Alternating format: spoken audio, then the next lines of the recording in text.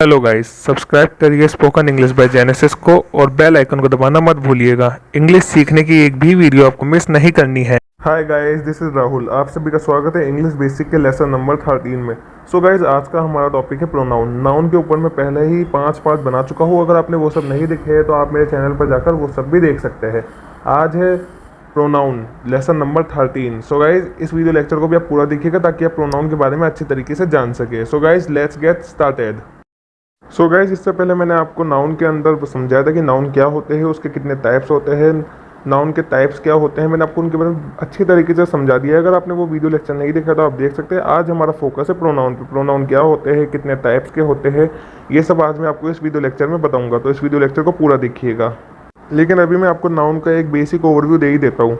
Noun किसे कहते हैं? किसी भी जगह के नाम को, किसी भी वस्तु के नाम को, किसी भी प्राणी के नाम को, किसी भी नाम को नाउन कहते हैं। अब अगर आपको इसके बारे में अच्छे तरीके से जानना है तो आप वो वीडियो देख सकते हैं। चलिए स्टार्ट करते हैं प्रोनाउन के बारे में। प्रोनाउन क्या होते हैं, सबसे पहले ये जानते हैं।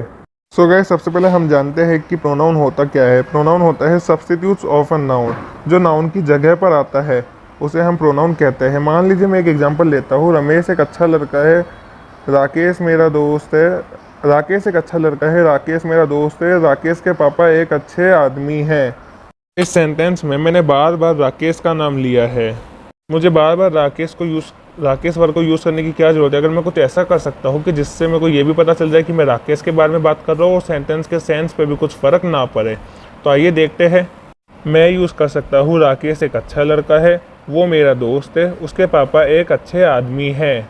यहाँ पर मैंने राकेश की जगह वो का यूज़ किया और राकेश के पापा की जगह उसके पापा का यूज़ किया। यहाँ पर वो और उसके, यही है मेरे प्रोनाउन। तो अब आप समझ गए होंगे कि प्रोनाउन का यूज़ नाउन की जगह पर किया जाता है। राकेश क्या है? किसी व्यक्ति का नाम है, इसलिए ये क्या है? एक नाउन। और नाउन की जगह यानी राकेश की जगह हमने यूज़ किया है वो और उसके पापा का। तो यहाँ पर हमने प्रोनाउन का यूज़ किया है नाउन की जगह पर। तो अब आप समझ गए होंगे अच्छी तरीके से।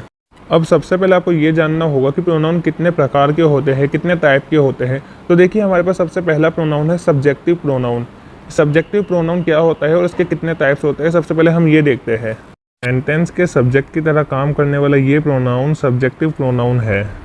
इसे आप पर्सनल प्रोनाउन भी कहते हैं। देखिए, एग्जाम्पल आपके सामने है। ही, सी, आई, यू, दे, वी। ये सारे एग्जाम्पल सब्जेक्टिव प्रोनाउन है क्योंकि ये सेंटेंस में सब्जेक्ट की तरह यूज़ किए जाते हैं। एग्जाम्पल देखते हैं। वो अच्छा लड़का है, he is a good boy. वो एक अच्छी लड़की है, she is a good girl.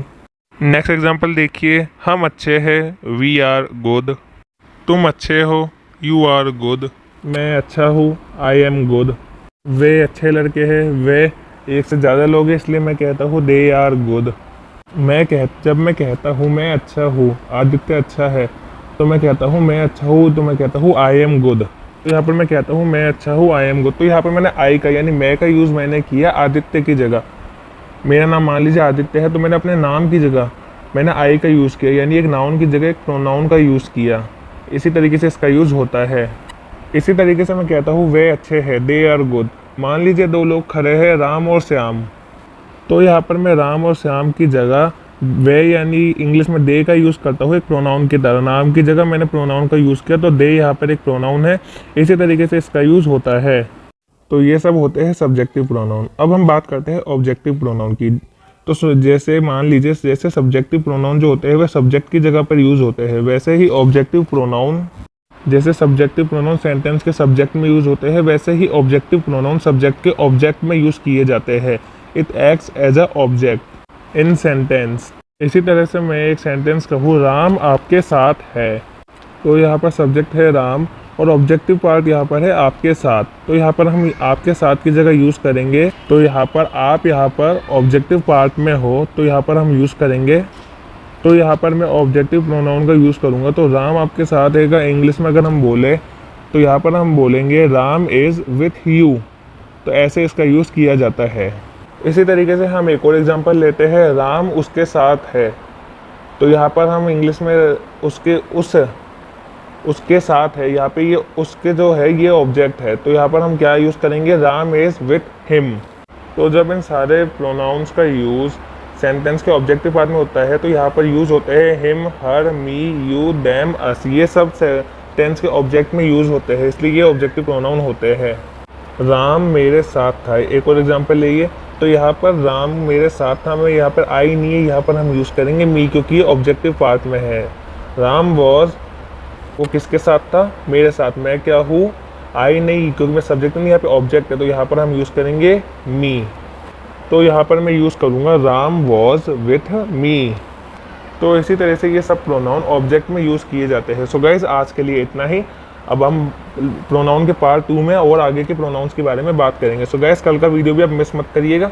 कल हम प्रोनाउन के पार्ट 2 यानी बाकी के बचे हुए प्रोनाउंस के बारे में हम कल के वीडियो लेक्चर में बात करेंगे। अगर ये वीडियो अच्छा लगा तो इस वीडियो को लाइक करिए, चैनल को सब्सक्राइब करिए और वीडियो को ज़्यादा से ज़्यादा शेयर करिए। Thanks for watching.